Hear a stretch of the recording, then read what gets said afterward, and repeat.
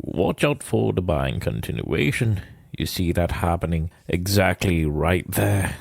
So this comes as absolutely no surprise. Now after this video, please watch the video from yesterday. Very importantly, watch it after. The links are in the description.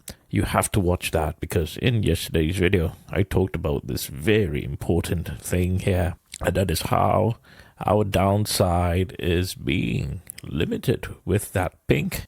I talked about how this strong blue buyer started appearing.